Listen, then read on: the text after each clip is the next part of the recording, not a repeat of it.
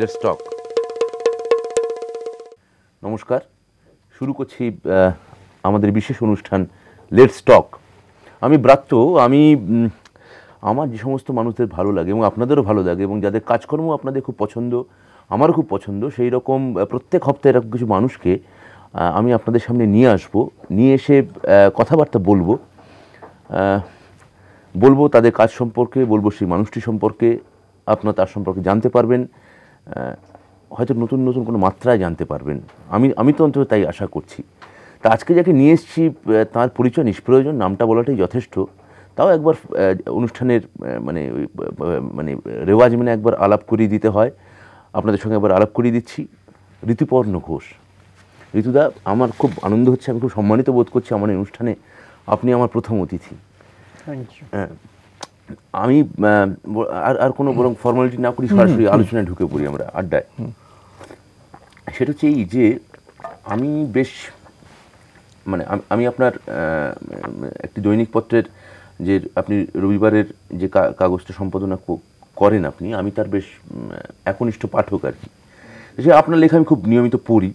সেখানে আপনার লেখা পড়তে পড়তে আমার বেশ কিছুদিন ধরেই মনে হচ্ছিল, আমি জানি না এটা কেন, আপনার লেখার বিশেষত করুণ রঙিন পথ বলে আপনি এখন একটা লেখা লিখছেন সেখানে ইসরায়েল যাওয়া নিয়ে। সেটা পড়তে পড়তে মনে হচ্ছিল আমার যে আপনার মধ্যে সামহাও কোথাও এক ধরনের বিষণ্ণতা কাজ করছে।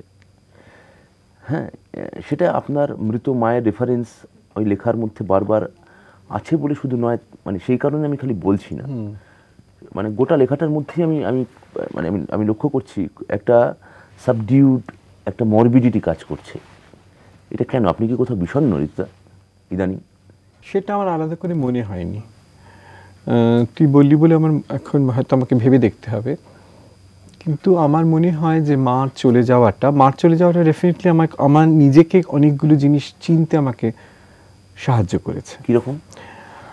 যেমন মার চলে যাওয়াটা, আমি যতই মা, এমন না যে মা দুম করে চলে গেছেন, মা অসুস্থ ছিলেন, অ্যাকচুয়াল বিচ্ছেদটার জন্য যে কোনো প্রস্তুতি হয় না, সেটা আমি মা চলে যাওয়ার পর বুঝতে পারলাম। আর একটা জিনিস বুঝতে পারলাম যে এই যে বিচ্ছেদটা, তার মধ্যে যে দুঃখটা আছে, সেই দুঃখটা এত পিওর, এই দুঃখটা আমি আগে কখনো পাইনি। আগে যখনই আমি দুঃখ পেয়েছি, সেই দুঃখটা কোনো রকম ডিসঅ্যাপয়েন্টমেন্ট, কোনো রকম একটা হতাশা, কোনো একটা অভিমান, কোনো একটা রাগ, সেটা যে কি সেটা আমি এর আগে বুঝতাম না। সেইটা আমার মনে হয় যে তার সত্যি একটা ট্রান্সেন্ডেন্টাল কোয়ালিটি আছে। এবং সত্যি মা চলে যাবার পর একটা মার সঙ্গে যে আমার নতুন করে আরেকটা বন্ধুত্ব তৈরি হলো, যেই বন্ধুত্বটা যখন মা ছিলেন এবং মা রোগশয্যায়, তখন আমার সেই বন্ধুত্বটা কোনো আলাদা করে পাতানোর প্রয়োজন হয়নি। পরে দেখলাম আমার সত্যি কিন্তু মনে হয় না মা নেই। আপনি তো সেটা লিখেওছেন যে আপনি অনুভব করেন মা আছেন। আগে যেমন কিছু খুঁজে না পেলে মাকে বলতাম একটু খুঁজে দাও, এখন কিছু হারানো কিছু খুঁজে পেলে বলি থ্যাংক ইউ মা, মনে মনে বলি, প্রায় বলি। ফলে এটা সেইটা কি আপনার যে আপনার যে শিল্পী বা আপনার যে ছবির কাজকর্ম করা, সেইখানে কি এই বিষণ্ণতা কোথাও কি একটা প্রভাব ফেলছে ইদানিং কালে আপনার মনে হয়?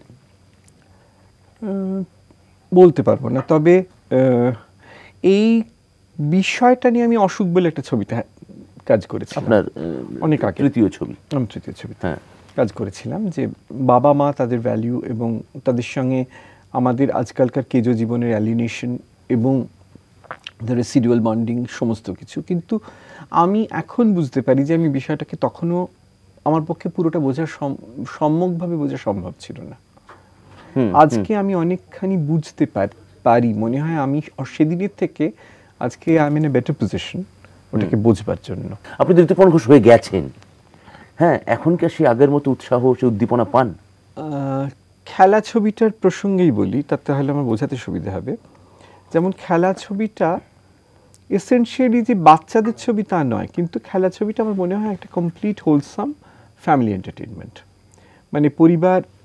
পরিজন নিয়ে আমার ছবি তো দেখা যেত না, এরকম একটা বদনাম ছিল, বড়দের ছবি, একদম বড়দের ছবি, বড় বড় করে এই লেখা।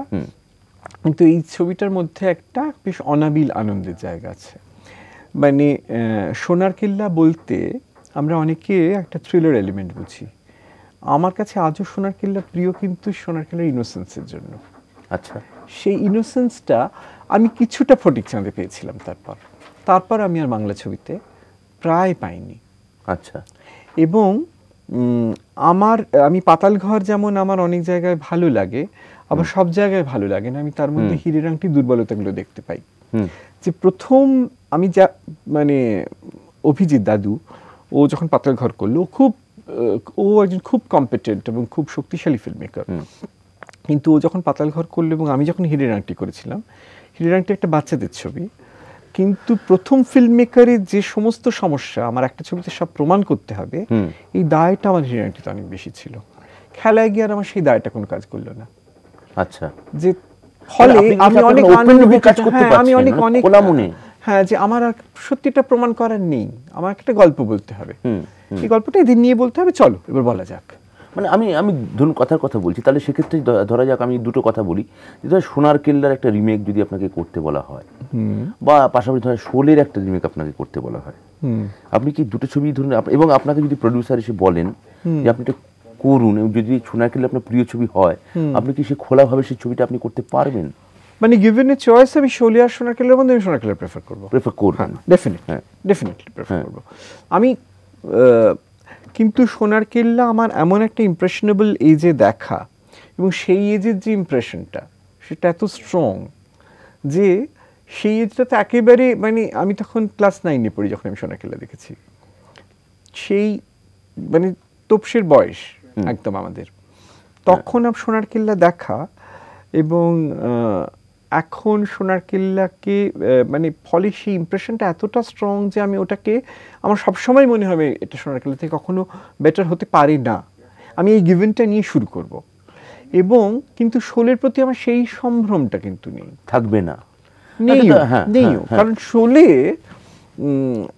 যদিও শোলে অত্যন্ত শক্তিশালী এবং কম্পিটেন্ট সিনেমা, এবং আমি মনে করি যে ভারতবর্ষে যে সিনেমাগুলো তৈরি হয়েছে তার মধ্যে শোলে একটা অত্যন্ত ইম্পর্টেন্ট সিনেমা, কিন্তু আমার কখনো মনে হবে না শোলে আমার কাছে একটা চ্যালেঞ্জ। সোনার কেল্লা ডেফিনেটলি আমার কাছে একটা চ্যালেঞ্জ। হ্যাঁ, ডেফিনেটলি আমি এটা আমার বড় হওয়ার কন্ডিশনিং এর জন্য, যেগুলোর মধ্যে দিয়ে আপনি বড় হয়েছি, যে লোকটা ছবি দেখে আমি ছবি করিয়ে হব ঠিক করেছি, মানে তার ছবি রিমেক করতে গেলে সেটা তো চ্যালেঞ্জই না। আপনি বোধহয় আপনারই কোনো একটা লেখায় আমি পড়েছিলাম যে আপনি বলছেন যে আমাকে যদি কোনো কারো উত্তরসূরি বলতে হয়, সেটা মানিকবাবুর আমি ততটা নই যতটা হচ্ছে, আমি জানি না অন্য কারোর লেখা হতে পারে, যদি মানে তরুণ মজুমদার, তপন সিংহ, অজয় কর, আপনি হয়তো সেটা বিনয় করেও বলতে পারেন। আপনি নিজে আপনাকে যদি ফিল্ম মেকার হিসেবে, আমি জানি না এইভাবে আদৌ কোনো ডাইস করা সম্ভব কিনা বা কোনো মানে ধারায় ফেলা সম্ভব কিনা, প্রত্যেকে ইন্ডিভিজুয়াল, আপনি নিজেকে কোন ধারার, মানে বাংলা ছবির ক্ষেত্রে কোন ধারার পরিচালক হিসেবে ভাবতে স্বচ্ছন্দ বোধ করবেন? নিশ্চয়ই ঋত্বিক ঘটক ধারার নন আপনি। না, আসলে এটা ভাবাটা আমাদের পক্ষে এখন মুশকিল ব্রাত্য, কারণ আমার মনে হয় যে সময়টা একদিকে সত্যজিৎ, ঋত্বিক, মৃণাল, তপনদা, তনুদা, তারপরে অজয় কর, অগ্রদূত, অসিত সেন, এরা কাজ করছেন। আমি যদি স্টাইলিংয়ের দিক থেকে দেখি, হয়তো মানে তাদের প্রত্যেকেরই একটা বৈশিষ্ট্য আছে, কিন্তু তারা প্রত্যেকে একরকমভাবে কিন্তু একটা রিয়েলিস্টিক সিনেমা করছেন তাদের মতো করে। কার কার ছবিতে গান থাকছে, কার কার ছবিতে থাকছে না। কিন্তু যে কারণে এই যে সৌমিত্রদা ন্যাশনাল অ্যাওয়ার্ড পাওয়ার পর যে এখন এতটা মানে, এবং যে ছবিগুলোর কথা বারবার করে ফিরে আসছে সৌমিত্রদা, সেটা হচ্ছে কেন একটি জীবনে পাননি, কেন দেখায় পাননি, কেন অসুখে পাননি, আমার মনে হচ্ছে কেন পরিণীতায় পাননি এই কথা তো কেউ বলছে, কেন সাত পাকে বাঁধায় পাননি এই কথা তো কেউ বলছে না। সৌমিত্রদা মহাশ্বেতা বলে একটা ছবি করেছিলেন অঞ্জনা ভৌমিকের সঙ্গে, তাতে যে অভিনয় করেছিলেন।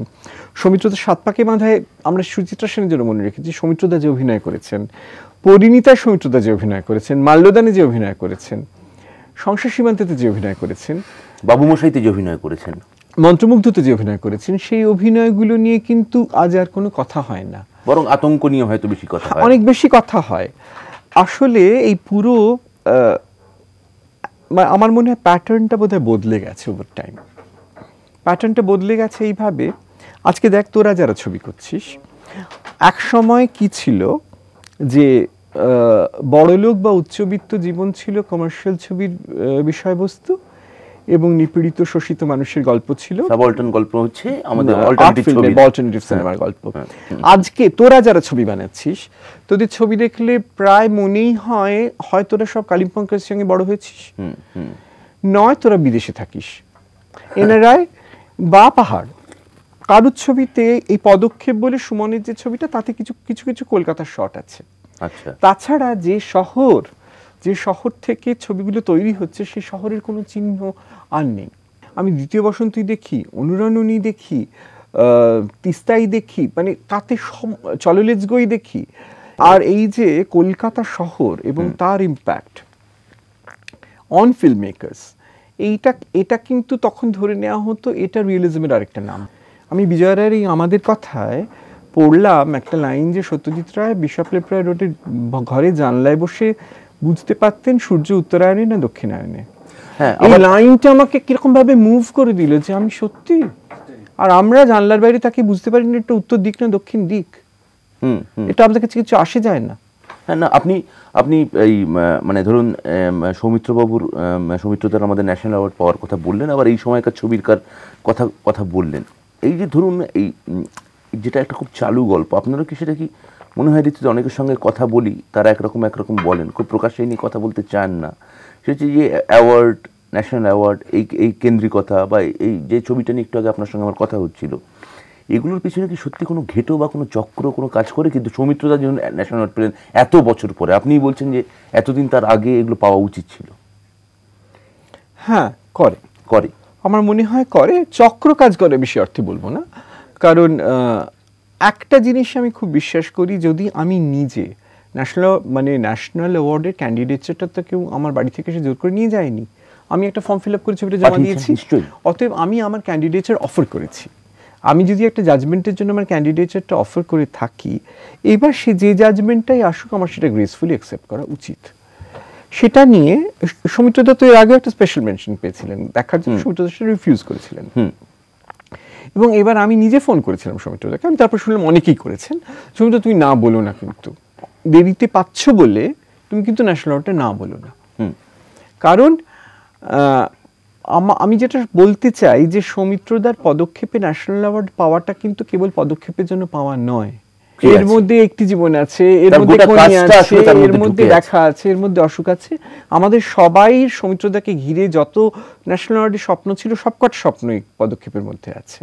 ফলে প্রাইজটা আমাদের কাছে ইম্পর্টেন্ট। প্রাইজটা যেমন ইম্পর্টেন্টও, ন্যাশনাল অ্যাওয়ার্ড ইম্পর্টেন্ট হয়তো, কারণ আমাকে ন্যাশনাল অ্যাওয়ার্ড তো রাতারাতি প্রতিষ্ঠা দিয়েছে 19 এপ্রিলে, হ্যাঁ, পরিচালক হিসেবে। এবং এটাও ঠিক যে ছবিটা যদি চুমকি প্রাইজটা না পেত, তাহলে ছবিটা কিন্তু কেউ দেখতো না। আচ্ছা, ছবিটাতে যদি দেবশ্রী ন্যাশনাল অ্যাওয়ার্ড না পেত, শ্রেষ্ঠ অভিনেত্রী পুরস্কারটা, তাহলে কিন্তু 19 এপ্রিল সম্পর্কে কৌতূহলটা মানুষের হতো না।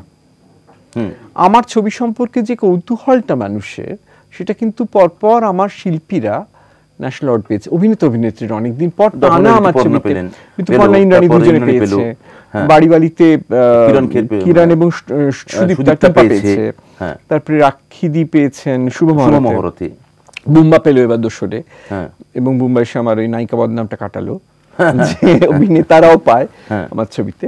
তো এই যে এটা তো ডেফিনেটলি আমার ছবি সম্পর্কে একটা মানুষের কৌতূহল তৈরি করেছে, এটা আমার ছবি সম্পর্কে অভিনেতা অভিনেত্রীদের আগ্রহী করেছে। এত সহজে তো নইলে ঐশ্বর্য রায় আমার ছবিতে কাজ করে না।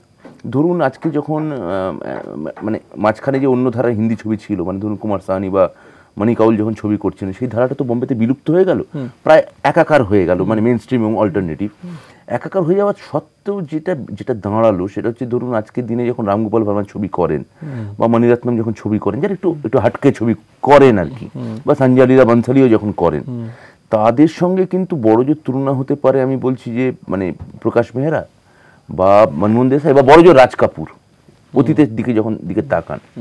এবার আপনি বা আমাদের অন্যান্য বন্ধুবান্ধব যারা ছবি করতে আসছেন, এই সমস্যাটাকে আপনি ফেস করেন না, যে আপনার সঙ্গে প্রথমেই তুলনা করা হবে সত্যজিৎ রায়, তারপরে গদার, মানে রামগোপাল ভার্মা কতটা গদার হতে পারলেন বা কতটা কিসলস্কি হতে পারলেন, সেটা কোনো দায় নেই রামগোপাল ভার্মা। না, আমার মনে হয় না যে আমার সঙ্গে গদারের তুলনা কোনোদিনই না, হবে। কিন্তু তারা বাঙালির ক্ষেত্রে কিন্তু এই এই এই এই কলোনিয়াল লিগাসিটা সামহাও চাপিয়ে দেওয়া হয়। এটা কি হয় নাকি? হয়তো না, আমাদের কতগুলো আমার সঙ্গে তুলনা হলে সত্যজিৎ বাবুরই তুলনা হবে, সেটাই আমার মনে হয় যে আমাদের একটা খুব বড় লিমিটেশন। সত্যি যদি কেউ গদারের সঙ্গে তুলনা করতেন কলকাতার কোনো পরিচালকের, তাহলে আমি বুঝতাম যে অন্তত অ্যাপ্রিসিয়েশনের একটা ইন্টারন্যাশনাল প্যারামিটার তৈরি হয়েছে। আমরা যেটুকু জানি, যেটুকু চিনি, যেটুকু আমরা টেলিভিশনে দেখতে পাই, তার বাইরে কারোর সঙ্গে তুলনা করতে পারি না। আমার সমকালীন কোনো ফিল্ম মেকারের নাম আমি একসঙ্গে তুলনীয় হবার নয়। আমি যদি আদুর গোপাল কৃষ্ণনের কথা বাদ দিই, মানে আদুরের যে কতগুলো ছবি খুব ইম্পর্টেন্ট ছবি আছে, শ্যামবাবুর কিছু ছবি বাদ দিই, কিন্তু মুশকিলটা হচ্ছে তুলনাটা কিন্তু ওখানে গিয়েই আটকে গেছে। তুলনাটা তার বাইরে আর কোথাও যায় না। এবং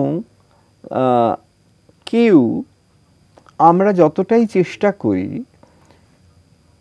বুদ্ধদেব দাশগুপ্তর অনেক ছবি আন্তর্জাতিক সম্মান পেয়েছে, অনেকের পেয়েছে, কিন্তু ইভেন মৃণালদার ছবি এত যে আন্তর্জাতিক সম্মান পেয়েছে, আমরা মৃণালদার একটা কিতাবি বিশেষণ আছে যে উনি আন্তর্জাতিক খ্যাতি সম্পন্ন ডিরেক্টর। মনে প্রাণে কেউ আমরা বিশ্বাস করি না উনি একজন ইন্টারন্যাশনাল ডিরেক্টর যিনি বাংলা ভাষায় কাজ করেন এবং কলকাতা শহরে থাকেন। এই বিশ্বাসটা আমরা মন থেকে করে উঠতে পারি না। না, মানে আপনি আপনাদের সময় যারা, বা এই সময় যারা ছবি করছেন, মানে যে আপনার সঙ্গে যাদের নাম ধরুন উচ্চারিত হয়, ধরা যাক যে অপর্ণা সেন, রীনাদি, বা গৌতম ঘোষ, বা বুদ্ধদেব দাশগুপ্ত, মানে অ্যাজ এ হোল আপনি এই জনরটাকে আপনি কিভাবে ব্যাখ্যা করেন? মানে এটা কি আপনি যে সত্যজিৎ রায় যে ঘরানা বলতে চাইছেন, এটা কি সেই ঘরানার একটা এক্সটেনশন, না এটা মানে নাকি প্রত্যেকে আলাদা আলাদা? রীনাদি, গৌতম দা, বুদ্ধদা তিনজনে একদম আলাদা। এদের তিনজনের ছবি করার সঙ্গে কারোর কোনোটার মিল নেই। আচ্ছা, হ্যাঁ, আমার মনে হয়। আমি বুদ্ধদার ছবিতে যতটা ইস্ট ইউরোপিয়ান সিনেমা দেখতে পাই, রীনাদি বা গৌতমদার ছবিতে আমি সে তুলনায় পাই না। তাদের ছবিতে, গৌতমদার ছবিতে আবার একটা অনেক জাপানি ছবির ইনফ্লুয়েন্স পাই, রীনাদির ছবিতে একটা অনেক অন্যান্য সেন্সিবিলিটিস পাই আমি। সেই ছবিগুলো মানে এদের তিনজনকে একটা ব্র্যাকেটে ফেলে দেওয়া হয়েছে, প্রায় এরা কাছাকাছি সময় ছবি করেছেন বলে। এরা পরস্পরেই কিন্তু কারোর সঙ্গে তুলনীয় হবার যোগ্য নন। তারা নিজস্ব ক্ষেত্রে নিজের মতন এক একজন, প্রত্যেকে। যেমন সত্যজিৎ, ঋত্বিক, মৃণালকে সত্যি একটা ব্র্যাকেটের মধ্যে ফেলে দেওয়ার কোনো মানে হয় না, just because they were contemporary. আপনি সত্যজিৎ রায়ের ছবিকে আপনি কিভাবে আপনি দেখেন কিভাবে মানিকবাবুর ছবিকে? সত্যজিৎ রায়ের অনেক ছবি আছে। সত্যজিৎ রায়ের অনেক ছবি, তো মানে প্রায় 26টা ফিচার ফিল্ম। সত্যজিৎ রায়ের ছবিকে কিভাবে আমি দেখি সেটা খুব, আসলে আমার সত্যজিৎকে দেখার ভঙ্গিটা ওভার দ্য ইয়ার্স বারবার করে চেঞ্জ করে। আমি দেখতেও পারি, আমি যেভাবেই দেখতে পাই, আমার মাঝে মাঝে মনে হয় যে সত্যজিৎ নিজে তৈরি একটা প্যাটার্ন করেছেন। মানে আমি আমার নিজের কতগুলো কাজের ধরন আমি বুঝতে পারি যে আমার প্রায় হয়, যেহেতু বিজ্ঞাপনের ডিসিপ্লিন থেকে এসেছেন, কিছুটা ওই ডিসিপ্লিনটা এক ধরনের, এবং সেহেতু এই যে সত্যজিৎ রায়ের ছবি আমার অনেক সময় মনে হয়, অনেকগুলো ছবির ক্ষেত্রে, যে এন্ড অফ দ্য ডে এটা একটা মধ্যবিত্ত বাঙালি জীবনের মূল্যবোধের একটা অ্যাডভার্টাইজিং কমার্শিয়াল। আচ্ছা, কেন? একটু খুব ইন্টারেস্টিং না, এটা বলার মানে নয় একবারও যে উনি কোনো লেসার ফিল্ম মেকার, আমি সে কথাতে আসছি, কিন্তু যেটা আমার মনে হয় কেন যে উনি বাঙালিকে রুচি শিখিয়েছেন। আচ্ছা, বাঙালিকে এস্থেটিক্সের প্যারামিটার্স কতগুলো তৈরি করে দিয়েছেন বাঙালির জন্য। আজকে যখন আমরা একটা হরলিক্সের বিজ্ঞাপন দেখি যেটা তৈরি হয়, তার সঙ্গে সেটা কিন্তু যে ডিরেক্টলি সত্যজিৎ রায়ের ছবি থেকে ইন্সপায়ার্ড, এটা আমরা দেখতে পাই। তার ফ্রেমিং থেকে শুরু করে, তার ফ্রেমিং থেকে, তার লাইটিং থেকে, তার পেছনে একটা জানলা, মানে এই যে এক ধরনের রিয়েলিজমকে সিনেমার জন্য ইন্টারপ্রেট করা এবং এস্থেটিক্যালি বাঙালির কাছে প্রেজেন্ট করা, এইটার কাজটা কিন্তু বড় সহজ ছিল না। একটা বিজ্ঞাপন চিত্র বানানো সোজা নয়। আমি যদি কতগুলো ক্রেডিবল ফ্যান্টাসিজ, যেমন সত্যজিতের ছবিতে যদি আমরা নায়ক নায়িকা নির্বাচন দেখি, তারা প্রত্যেকে সুশ্রী, সৌমিত্রদা থেকে, শর্মিলা ঠাকুর থেকে, অপর্ণা সেন, জয়া বচ্চন, প্রদীপ মুখার্জি, বরুণ চন্দ্র, মানে হ্যাঁ একটা রেগুলার ফিচার্সের মানুষ সত্যজিতের পছন্দ। গোপাইচ, মানে খুবই আর্য চেহারা। হ্যাঁ, একমাত্র বোধহয় সাথী লেখার ক্ষেত্রে উনি ওটা মাথায় রাখেননি খুব কনসিয়াসলি। সেটা হচ্ছে বিমলা কালো ছিল এবং ভিক্টর, মানে প্রত্যেককে যাদের উনি ব্যবহার করেছেন খুব সুন্দর রেগুলার চেহারা। তাদের সত্যজিৎ রায় যেমন ছবিতে টাক আসতো কেবলমাত্র কমিক রিলিফ হিসেবে। আচ্ছা, যখন উৎপলদা আগন্তুক করছেন বা সৌমিত্রদা গণশত্রু করছেন তখন ওদের চুল পাতলা হয়ে গেছে, ওদের কিন্তু তখন মানে উইগ পরিয়ে অভিনয় করানো হচ্ছে, কারণ উনি ওর প্রোটাগনিস্ট, ওর কাছে ওর প্রোটাগনিস্ট চুল দাঁত সবকিছু নিয়ে সক্ষম এবং সম্পূর্ণ। হয়তো প্রোটাগনিস্টের চিত্রণে টাকের ভূমিকাটা ইম্পর্টেন্ট নয়, তার ভালনারেবিলিটিটা ইম্পর্টেন্ট নয়। কখন ইম্পর্টেন্ট? যখন ছবি বিশ্বাস জলসাঘর করছেন। আমি একটা ভালনারেবল ক্যারেক্টার তৈরি করব, তখন আমি টাকটা অ্যালাউ করলাম, তাও অল্প বয়সে, তখন উইগ টুইগ পরিয়ে সে তফাৎটা করা হয়। এক সেকেন্ড ঋতু, আমাদের আলোচনা খুব জমে উঠেছে, কিন্তু আমাদের একটা নিতেই হচ্ছে একটা বিরতি। আমরা এক্ষুনি ফিরে আসছি, আপনারা সঙ্গে থাকুন। Let's talk.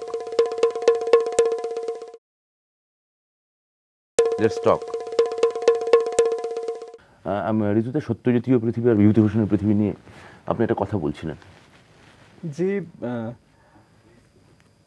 বিভূতিভূষণের অপুর যে একটা অদ্ভুত সেন্স অফ ওয়ান্ডার, মানে তার প্রকৃতিকে দেখা, তার সঙ্গে প্রকৃতির সম্পর্ক। আর সত্যজিতের অপু যে বিজ্ঞান পড়েছে, বিজ্ঞানের মধ্যে দিয়ে এসছে, সেই যে বিজ্ঞান সচেতন একটা মানুষের প্রকৃতি প্রেম, যে একটা ইউরোপীয় শিক্ষিত মানুষের প্রকৃতি, একটা কোথাও প্রাচ্য প্রকৃতি না, মানে আমাদের পাশ্চাত্য শিক্ষার পরে আমাদের নিজের প্রকৃতিকে দেখতে পাওয়া, যেটা রবীন্দ্রনাথের ছবিতে শান্তিনিকেতনের প্রিন্সিপালের মধ্যে এই যে প্রাচ্য প্রতীচ্যকে এক করবার জায়গাটা, এইটা যে সত্যজিৎ কি অবলীলায় করেন অপুর সংসারে, এবং কোথাও আমাদের সেটা করতে গিয়ে কোথাও সাহেবী করে ফেলেন না, কোথাও অপরিচিত করে ফেলেন না। মানে একটা জায়গায় চিদানন্দ দাশগুপ্তের একটা লেখায় আছে, এবং উনি ওটা বলেনও, আমার খুব ইম্পর্টেন্ট লাগে এই তুলনাটা, যে প্রথম যখন অপুকে আমরা দেখি নদীর ধারে বাঁশি হাতে, এবং অপর্ণার মা বলেন এই মুখটাই তো আমি দেখেছি এতদিন পুজোয় বসে, মানে তখন একদম কৃষ্ণর সঙ্গে ওর একটা তুলনা হয়। এবং অপর্ণা মারা যাবার পর যখন অপু ঘুরে বেড়াচ্ছেন পাহাড়ে জঙ্গলে উদাসী হয়ে, তখন একদম ভোলা মহেশ্বর মনে হয় আবার। এই যে দুটো মিথকে কোথায় একাকার করে দিচ্ছেন। এবং এর পাশাপাশি আপনি মানে ঋত্বিকের কালা পাহাড়িপনাকে আপনি কিভাবে দেখেন? ঋত্বিককে আপনি কিভাবে দেখেন? ঋত্বিককে আমি অত্যন্ত ইম্পর্টেন্ট ফিল্ম মেকার হিসেবে দেখি, অত্যন্ত ইম্পর্টেন্ট ফিল্ম মেকার হিসেবে দেখি। কিন্তু ধরনটা আপনার বা মানিকবাবুর ধরনের সম্পূর্ণ একটা বিপরীত ধরন। তার জীবনযাপন, তার নেশা করা, মানে পুরোটা মিলিয়ে আপনি ভাবুন, তার জীবনযাপন, তার রাজনীতি, তার নেশা করা, তার মানে বারবার বাংলা ভাগ হয়ে যাওয়া নিয়ে, বা একটা মাতৃতান্ত্রিক মানে এপিটেমের জন্য কাঁদা, চিৎকার করা, তার প্যাশন, তার হৃদয়ংসা, এটা পুরোটা একটা কোনো একটা যে শিলিত যে বাঙালি মধ্যবিত্ত বাঙালির যে বিন্যাস বা তার যে ডিজাইন, তার একটা বিপরীত নয় কি? সেটাকে আপনি কি অ্যাকসেপ্ট করতে পারেন? একেবারে না। ঋত্বিক বাবুকে আমার ইকুয়ালি সফিস্টিকেটেড লাগে। আমার মনে হয় ঋত্বিক বাবুর একটা এক্সট্রিম সফিস্টিকেশন, সেটা ঋত্বিক বাবুর কাছে দর্শককে ওরভাবে পৌঁছাতে দেয়নি। ঋত্বিক বাবু অনেক বেশি নাকুচু ফিল্ম মেকার হিসেবে, অনেক বেশি, মানে ওর মধ্যে শৈল্পিক স্নবারিটা অনেক বেশি। মানে আমি এখানে কেন চেয়ে আছে গো মা দেব, লোকের গানটা শুনুক না শুনুক, আমি কোনো পপুলার গান দেব না। রবীন্দ্রনাথের এই গানটা অনেকে যুক্তিতক্ক গপ্প দেখে গানটা মানে এই গানটা যে রবীন্দ্রনাথ লিখেছিলেন তার আগে কেউ জানতো না। ঋত্বিক ঘটক যখন যে রাতে মধুয়ারগুলি মুখে ফেলেন এবং আজ জ্যোৎস্না রাতে সবাই গাছে বনে ফেলেন, তার মধ্যে একটা ডিরেক্টনেসের মধ্যে যে মায়াটা তৈরি করতে পারেন, সেটা ওইরমভাবে রবীন্দ্রনাথ না জানলে, ওইরমভাবে রবীন্দ্রনাথের মধ্যে না থাকলে ওটা করা যায় না। ওটা একটা অন্য রাবীন্দ্রিক দিক। আচ্ছা, আপনি এমনি এদের নিয়ে তো কথা হচ্ছে, আমার একটু জানতে ইচ্ছেও করছি, আপনি মানে পপুলিস্ট ছবিকে আপনি কিভাবে দেখেন? মানে ওইটা আপনার কাছে কি খুব গুরুত্বপূর্ণ বলে মনে করেন, নাকি নাকুচুর, নাকি আপনারা সবারই কাজ করে? অত্যন্ত গুরুত্বপূর্ণ। সবারই কাজ করে না। আমার বাড়িতে আমি একটা ছোট্ট এক্সাম্পল দিই, তাহলে বুঝতে পারবেন। এবং আমার বাড়িতে যারা থাকে আমার সঙ্গে, তারা মানে এটার একদম সাক্ষাৎ শিকার। আমার একটা বিরাট একটা ভিসিডি কালেকশন আছে বা ডিভিডি কালেকশন আছে বাংলা ছবির, এবং আলাদা করে সিডি কেস কিনি আমি বাক্স করে করে, যেমন সত্যজিৎ, ঋত্বিক, মৃণাল আলাদা আলাদা করে আছে, তোদের ছবি আছে, তপনদার ছবি আছে, তনুদার ছবি আছে, উত্তম কুমারের ছবি আছে, সৌমিত্রদার ছবি আছে, সুচিত্রা সেন, সাবিত্রী, সুপ্রিয়া, রীনাদি, রিঙ্কুদি, সন্ধ্যাদি, তারপরে চিরঞ্জিত, প্রসেনজিৎ, মিঠুনদা, তাপস। আমি এদের ছবি খুঁজে খুঁজে কালেক্ট করি। অঞ্জন চৌধুরী, হরনাথ, স্বপন, মানে আপনি এমএলএ ফারাকেষ্ট দেখেন? এমএলএ, হ্যাঁ, আমি দেখি এবং কালেক্ট করি। আচ্ছা, আমি এটা আমার কাছে একটা, আমি যাতে যখন তখন রেফার করতে পারি। আমার কাছে জিতের সব ছবি আছে। আচ্ছা, এটা কি আপনি ফিল্ম মেকার হিসেবে সংগ্রহ করেন না এডিটর হিসেবে সংগ্রহ করেন? না, আমার মনে হয় যে মেইন স্ট্রিমটা যদি পাওয়ারফুল না হয় সেখানে অল্টারনেটিভ সিনেমা তৈরি হতে পারে না। আচ্ছা, মেইন স্ট্রিমটা ইন্ডাস্ট্রিটাকে বাঁচিয়ে রাখে। তখন সেই ইন্ডাস্ট্রি কতগুলো নানান রকম অবসর দেয় আমাদের শিল্প নিয়ে। End of the day it's a product. সিনেমাটা একটা প্রোডাক্ট। যতক্ষণ আমি বানাচ্ছি ততক্ষণ এটা আমি মনে করতে পারি এটা শিল্পকার্য, যে কাজটা শেষ হয়ে গেল এটা একটা প্রোডাক্ট, এটা বাজারে আসবে, লোকে দেখবে। প্রত্যেকটা ছবিরই একই বাজার হতে হবে তা নয়, কিন্তু আপনি কি মূলত এটা মানে আপনি কি মনে করেন যদি একটা তার মানে কি এটা দাঁড়াচ্ছে যদি বাংলা ছবির মেইন স্ট্রিম যদি ভালো না হয় তাহলে কোথাও মানে অল্টারনেটিভ হিসেবে বা কোট আনকোট অল্টারনেটিভ হিসেবে যে আপনি বা আপনার পাশাপাশি এখন যারা নতুন ছবি করতে আসছেন, মানে ধরা যাক যে সুব্রত সেন বা কৌশিক বা সুমন, এরা যারা ছবি করছে বা অনিরুদ্ধ, তাদের কোথাও কি অস্তিত্ব বিপন্ন হয়? প্রত্যেকের ভাগ্য জুড়ে আছে ওটার সঙ্গে। প্রত্যেকের, আমার মনে হয় প্রত্যেকের আমাদের যোগ ওই ছবিগুলোর সঙ্গে, যেটা টালিগঞ্জে রোজ তৈরি হচ্ছে, যেগুলো রোজ স্বপনদা শুট করছেন, যেগুলো রোজ অঞ্জনবাবু তৈরি করতেন, যেগুলো রোজ হর শুট করছেন। কিভাবে সেটা একটা ইন্ডাস্ট্রিকে তার, এই ছবিগুলো না চললে হল বন্ধ হয়ে যাবে, এই ছবিগুলো না চললে বাংলা ছবিতে কেউ টাকা দেবে না, এবং বাংলা ছবিতে টাকা দিলে কিন্তু প্রথম মেইন স্ট্রিম ছবিতেই টাকা দেবে। ফিল্ম বিজনেসটা ইন এনি কেস স্পেকুলেটিভ। তাতে যদি টাকা ঢালে তখন অন্তত ফর্মুলা ছবি থেকে টাকা উঠে আসার সম্ভাবনা অনেক বেশি। আচ্ছা, এটা যে ইন্ডাস্ট্রি, আমরা যে একটা মানুষের অনেকগুলো টাকা নিয়ে কাজ করছি, হ্যাঁ, এই অ্যাকাউন্টেবিলিটিটা কিন্তু মেইন স্ট্রিম সিনেমার ডিসিপ্লিন দেয়। আমি এখানে নিছক শিল্প করতে আসিনি, আমার প্রডিউসারের টাকা ফেরত দিতে হবে। আপনি পরিচালক হিসেবে আপনি কোনটা বেশি সম্মানিত বোধ করেন, মানে বা কোনটা আনন্দ পান? আপনার ছবি ন্যাশনাল অ্যাওয়ার্ড পেয়েছে, না আপনার ছবি প্রচণ্ড হল ভর্তি করে দেখছে, বা আপনার ছবি কানে বা ভেনিসে কোনো একটা ওই স্বর্ণপদক বা ইত্যাদি কিছু একটা পেয়েছে? তিনটে আনন্দ আছে। আচ্ছা, একটা সময় যখন ন্যাশনাল অ্যাওয়ার্ড, কারণ আমি বুঝতে পারি ন্যাশনাল অ্যাওয়ার্ড আজকে আমাকে এই সম্মানটা দিয়েছে, আজকে যে আমাকে দেশের যে কোনো অভিনেতা, অভিনেত্রী, টেকনিশিয়ান তারা আমার সঙ্গে কাজ করতে চান, সেই পরিচিতিটার মূলে ন্যাশনাল অ্যাওয়ার্ড।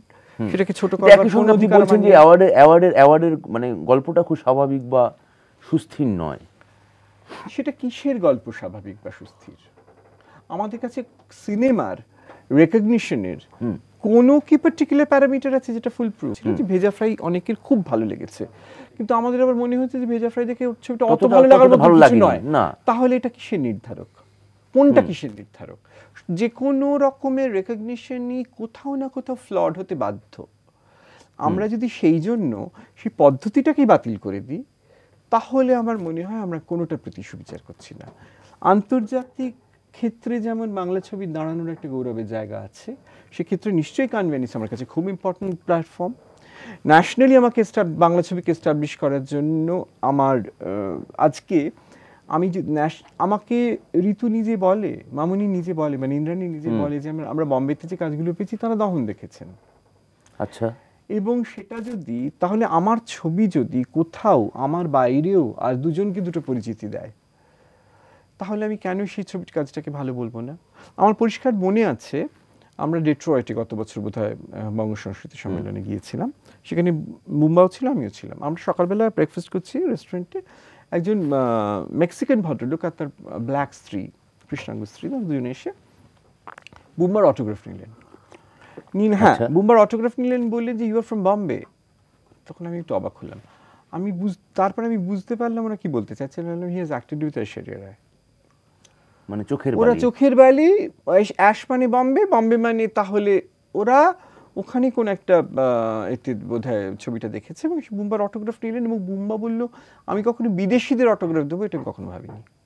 আচ্ছা, আমি অনেকবার বলতে চেষ্টা করলাম আমি the maker of the film, তার তাকালো না আমার দিকে। বুম্বাও চেষ্টা করলো খুব বোঝাতে, this is Rituparno Ghosh, he has made the film, not even interested, তার বুম্বার অটোগ্রাফ নিয়ে চলে গেল। হ্যাঁ হ্যাঁ। কিন্তু এই যে এই সম্মানটা কেন ইম্পর্টেন্ট, এটাকে আমি ছোট করব কেন? আবার হলে চলবার সম্মানটাই বা আমি ছোট করব কেন? আজকে আমি বিপাশা বসুকে নিয়ে যখন বোলপুরে শুটিং করতে গেলাম, বিপাশা বসু থেকে যিশু সেনগুপ্ত থেকে দেখতে বেশি লোক ভিড় করলো এবং তারা বলে দিল প্রসেনজিৎ এলে আপনি শুটিং করতে পারতেন না।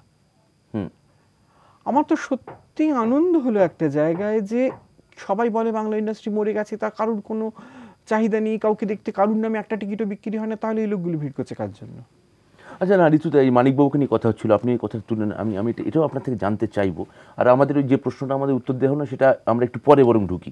হ্যাঁ, এইটা আমি একটা ছোট্ট কথা বলি তো, তাহলে মানে আমার প্রশ্নের উত্তরটা দিয়ে দেওয়া হবে।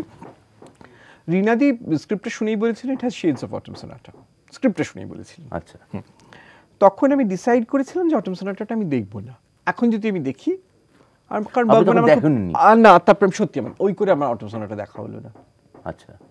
এবং এই প্রশ্নটা কিন্তু চুমকিকে একজন করেছিলেন যে এই ছবিটা না, ছবিটা কি রিনাদি বানিয়ে দিয়েছে, তাই? হ্যাঁ, চুমকি একটা উত্তর দিয়েছিল। চুমকি যাতে গুছিয়ে উত্তর দিতে পারে আমি তাই জানি না, চুমকি আমায় বলেছে পরে যে অনেক বছর আগে আরেকটা ছবি নিয়ে ওই একই প্রশ্ন হয়েছিল, সেখানে যে কনসার্ন যে পরিচালকের তখন সেই পরিচালক নতুন ছিলেন, 36 চৌরঙ্গিলে, অনেকে বলছেন সত্যজিৎ রায় বানিয়ে দিয়েছেন। অসাধারণ। সেই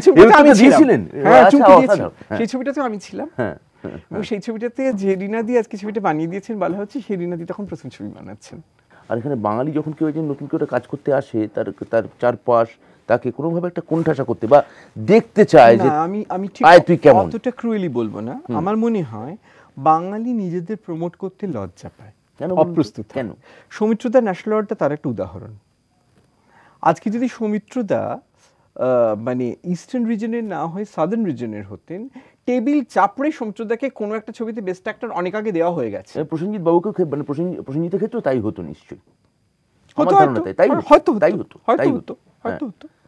কিন্তু মানে বাঙালিরা বাঙালিদের প্রমোট করতে লজ্জা পায়, এটা কিন্তু আর কোনো মানে এভারেজ বাঙালি মনে করে যে সবাই মানে না মনে করে, তাহলে আমি একটা আঞ্চলিকতা দেখালাম। শিল্পের যে কোনো পলিটিক্যালি কারেক্ট হবার দায় নেই, এটা আমরা অনেক সময় ভুলে যাই। কিন্তু আপনি হয়তো সকালবেলা খবরের কাগজে উঠে যদি দেখেন যে আপনাকে এরকম কেউ একটা ছবিকে আক্রমণ করেছে, নিশ্চয়ই করেছে, আপনার ছবিকে কেউ নিশ্চয়ই করেছে, আপনি তখন সেটা কিভাবে রিঅ্যাক্ট করেন? আমার যেমন মানে আমি শুনেছি সমরেশ মজুমদার, মানিকবাবুকে নিয়ে কথা হচ্ছিল, মানিকবাবু খুব মানে ভীষণ রেগে যেতেন, শুনেছি, প্রচন্ড রেগে যেতেন, ইন্টারঅ্যাক্ট করি জানি না, শুনেছি রেগে যেতেন এবং পাল্টা চিঠি লিখতেন। হ্যাঁ, চিঠিগুলো তো পড়েছি, চিঠিটা তো আমরা সবাই বিখ্যাত চিঠি।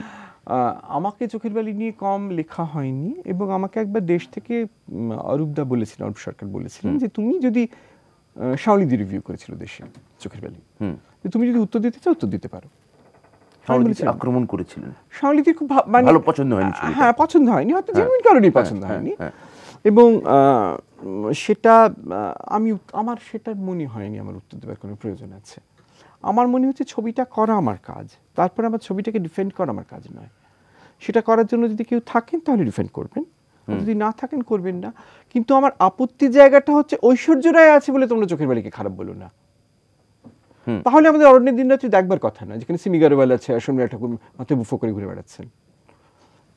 মানে আমরা অত ভালো ছবিটাকে আমরা কেবলমাত্র সিমি গারোয়াল একটা ট্রাইবাল মেড পাঠ করেছেন যিনি সাপোজ টু বি রাঁধুবি করেন, আর শর্মিলা ঠাকুর মাথা অতখানি একটা বুফো খোপা করে ঘুরে বেড়াচ্ছেন বলে ছবিটাকে নাকচ করে দেওয়া যায় না। আমার মনে হচ্ছিল এটা একটা অবিচার, যেহেতু পপুলিস্ট, যেহেতু এর মধ্যে পপুলিস্ট এলিমেন্ট আছে, অতএব এটা ইট হ্যাজ নো মানে এটার কোনো right to be high art, আর সেটা একটা অত্যন্ত সরলীকৃত ক্রিটিকদের ধারণা, যাদের সিনেমা ট্রেডের প্রতিও কোনো দায়বদ্ধতা নেই, শিল্পটার প্রতিও নেই, কোনো ভালোবাসা নেই। কোনো পার্সোনাল অ্যাকাউন্টেবিলিটি নেই। আচ্ছা, আমাদের কাছে সিনেমাটা একটা একাডেমিক, কেবলমাত্র একটা একাডেমিক আলোচনার বস্তু।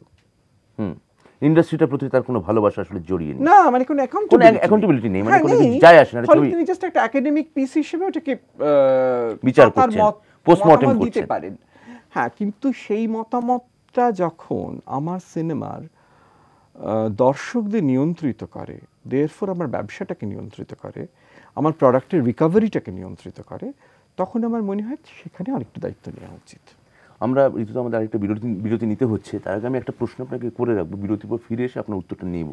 সেটা হচ্ছে যে মানিকবাবুকে নিয়েও কথা হচ্ছিল, আপনার সম্পর্কে আরেকটা কথাও বলেন অনেকে, আমি আপনার থেকে জানতেও চাই, এটা আমার নিজের ব্যক্তিগতভাবে জানার আগ্রহ আছে, যে মানিকবাবুকে প্রসঙ্গে যখন কথা হচ্ছিল, আমরা দেখব যে মানিকবাবু প্রচুর নতুন বাঙালি ছেলে মেয়েদের সুযোগ দিয়েছিলেন তাদের কাজে। এবার আমরা মনে করি, আপনিও বললেন, অনেকেই বলেন যে আপনি তার একজন উত্তরসূরি। এবার আপনার কাজে বেশিরভাগ ক্ষেত্রে আমরা দেখতে পাই যে বম্বে থেকে প্রচুর আর্টিস্ট আসেন, তারা স্টার, তারা অবাঙালি, তারা নামকরা, এবং তুলনায় বাঙালি নতুন ছেলে মেয়েদের আপনি সুযোগ দিচ্ছেন আপনার কাজে, এরকমটা প্রায় দেখাই যায় না। তাহলে এটা এই পূর্বসূরি এবং উত্তরসূরির মধ্যে এই বৈষম্য কেন, এটা আমি আপনার থেকে জানবো। জানার আগে আমি একটা ছোট্ট বিরতি নেব। Let's talk.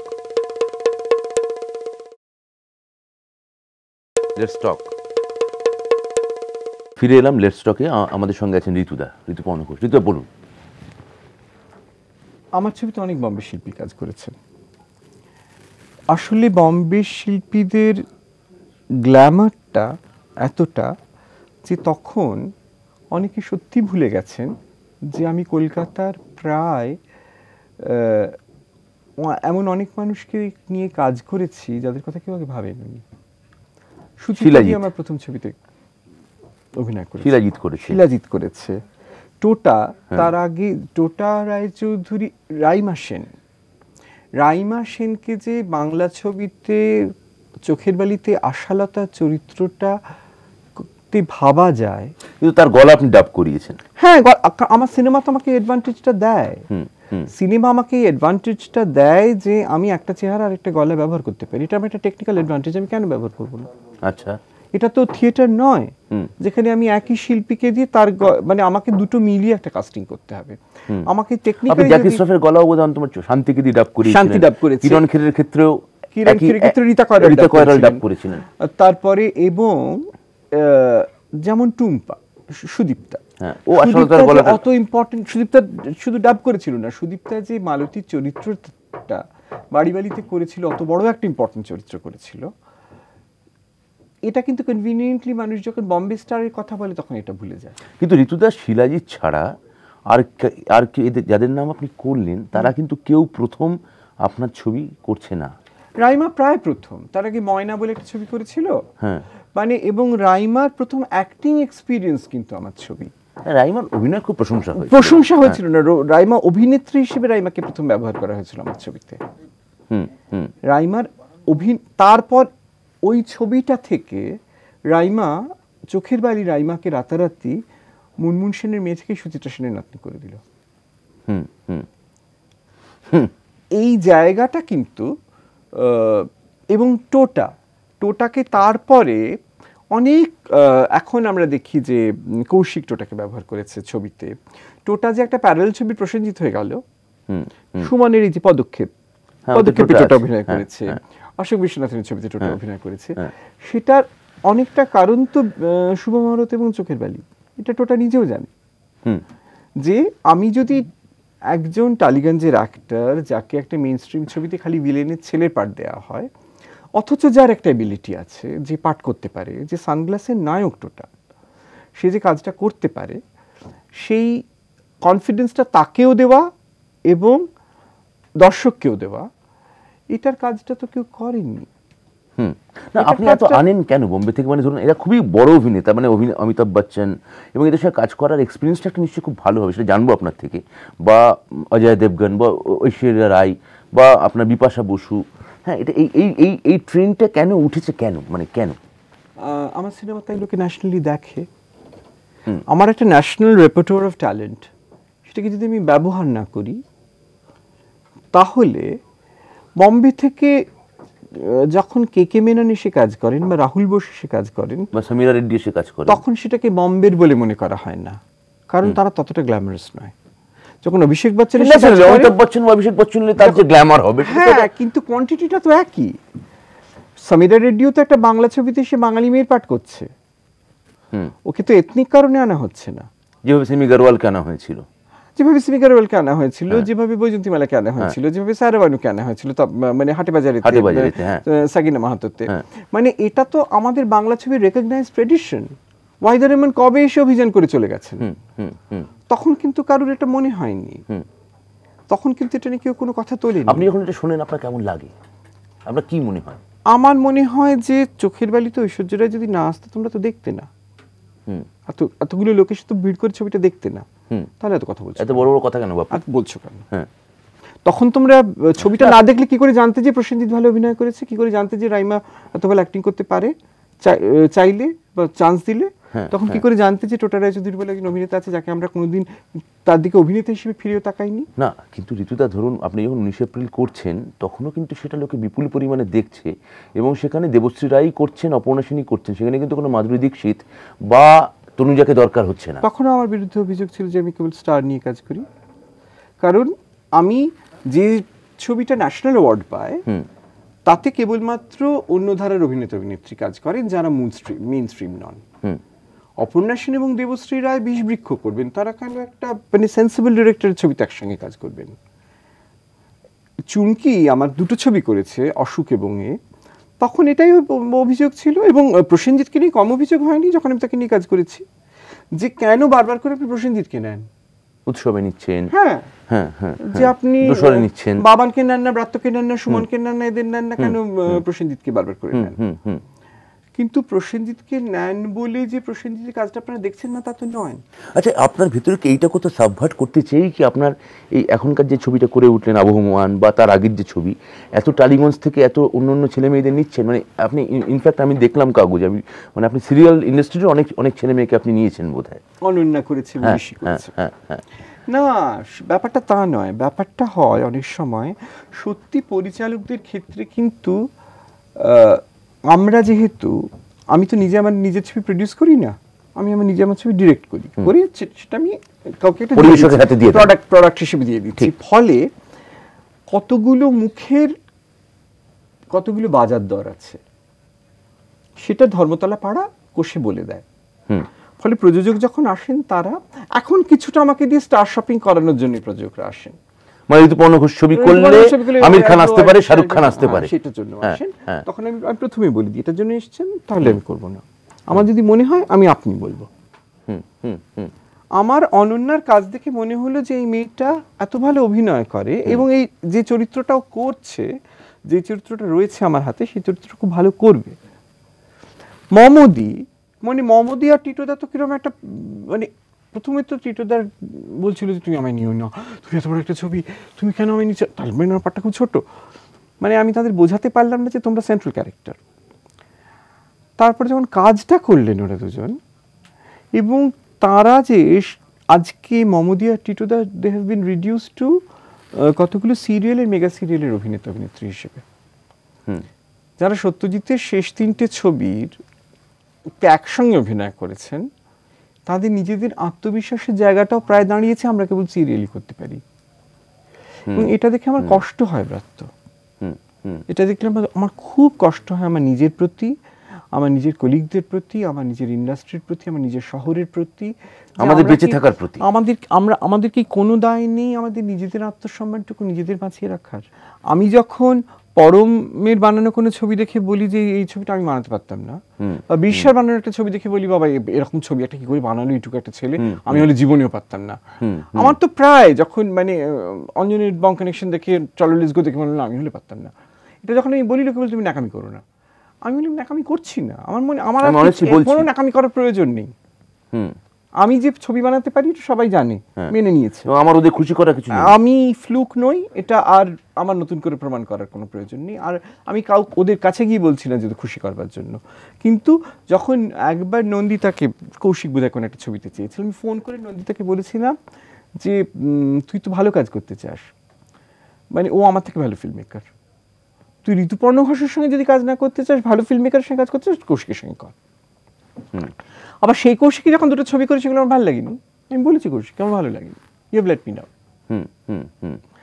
আমার মনে হয় যে আমার বয়সে ছোট বা আমার পরে ইন্ডাস্ট্রিতে এসছে বলে তারা আমার জুনিয়র নয়। কিন্তু আপনার থেকে যদি ধরা যাক যে বয়সে সিনিয়র কোন একজন মানুষ, শিল্প মানে আমাদের ইন্ডাস্ট্রির সঙ্গে জড়িত কেউ বা যে কোনো ইন্ডাস্ট্রি মানে মান্যগণ্য কোনো মানুষ, তিনি যখন একজন জুনিয়রকে আক্রমণ করেন, ধরুন আপনাকে করলেন, হ্যাঁ ধরুন আমি আপনাকে একটা জায়গায় যদি সমালোচনা করি, আপনি আমাকে 6 মেরে বাউন্ডারি বাইরে ফেলে দিতে পারছেন কারণ আমি জুনিয়র আপনার থেকে। কোনো একটা সিনিয়র ধরুন আপনার নামে একটা কথা বললেন, খুব মান্যগণ্য কেউ সিনিয়র, রাজা মৃণাল বাবু বললেন, কথার কথা বলছি, হ্যাঁ, তো সেইটা তখন আপনি তার কমব্যাট কিভাবে করেন বা নিজের সঙ্গে নিজের বোঝাপড়া কিভাবে করেন? মানে মৃণালদার নামটা যদি ধরে নি, মৃণালদাকে আমি ব্যক্তিগতভাবে চিনি বলে আমি জানি মৃণালদার আমার প্রতি স্নেহ ছাড়া আর কিছু নেই, এবং একটা খুব ডিপ একটা এফেকশনেট অ্যাডমিরেশন আছে আমার কাজ সম্পর্কে। অতএব মৃণালদা যদি, সেটা কিছুটা ডিপেন্ড করে কোন মানুষটা বলছে, কোনো মানুষ, হ্যাঁ না স্ট্যাচার বলেই তো মানে সবার মানে সেখানেও তো মানুষ মানে তো মানুষের থেকে মানুষ আলাদা, এবং তার প্রতি আমার তার সঙ্গে আমার ইন্টারাকশনের জায়গাটা কি, যেমন মৃণালদার কোনো সমালোচনা থাকলে আমি সেটা খুব ইম্পর্টেন্টলি শুনবো, খুব মন দিয়ে শুনবো, সেটা যদি তিরস্কারের ফর্মেও আসে আমি খুব মন দিয়ে শুনবো, কিন্তু মৃণালদার জায়গাটা আমি যে কাউকে দিতে রাজি নই। এটা তো কতগুলো জায়গা আমরা এক একজন মানুষকে দিই। আমি জীবদ্দশায় আমি সত্যজিৎ বাবুকে পাইনি, আমি ঋত্বিক বাবুকে পাইনি আমাকে শুধরে দেওয়ার জন্য। তপনদা প্রথম থেকে অসুস্থ, তনুদা খুব নম্র বিনয়ী স্বাভাবিকভাবে কথা বলেন না, যদিও আমি তনুদার কাছ থেকে একটা সার্টেন ওয়ার্মথ পাই। মৃণালদা ভালো মন্দ যেটা হয় মনে হয় আমি পরিষ্কার করে বলেন, ফলে আমার কাছে মৃণালদার ওই কমেন্টটা খুব জরুরি, এবং এই ভালো মন্দটা শুনতে না পেলে আমার খারাপ লাগে, মন্দটা শুনতে না পেলেও লাগে, ভালোটা শুনতে না পেলেও লাগে। আমি যখন ভালোটা বলি না, আমি বলি আমি ভালো করেছি, তুমি কেন ভালো বলছো না, আমার মনে হচ্ছে এটা ভালো। আর মন্দ হলে মৃণালদা যেটা বলে আমি যদি এগ্রি করি বলি, নইলে কিছুটা কথা বলি আর কিছুটা বলি না। আমার মনে হচ্ছে ঋতুদা, মানে আজকে আমাদের সময় প্রায় শেষ হয়ে এলো, আমার মনে হচ্ছে মানে একদিনে আমাদের কথা শেষ হবে না, আপনার সঙ্গে আমি আরেকদিন কথা বলতে চাই। দর্শকরা আপনারা বুঝতেই পারছেন আমাদের যেভাবে আলোচনাটা জমে উঠেছে, এইটা ঋতুদাকে আমরা একদিনে খুব একটা ছাড়তে পারবো না, পরের হপ্তাহে তো ঋতুদাকে লাগবে, সেই জন্যে আমাদের আজকের আলোচনা আজকে আমরা শেষ করছি, কিন্তু পরের হপ্তাহে এই সময় আবার আপনারা এই আলোচনার একটা কন্টিনিউশন আপনারা দেখতে পাবেন। আমি এবং ঋতুদা ওই ছবি, বাংলা ছবি, আমাদের বেঁচে থাকা শিল্প ইত্যাদি নিয়ে আমরা কথাবার্তা বলবো। থ্যাংক ইউ ঋতুদা, ধন্যবাদ, নমস্কার।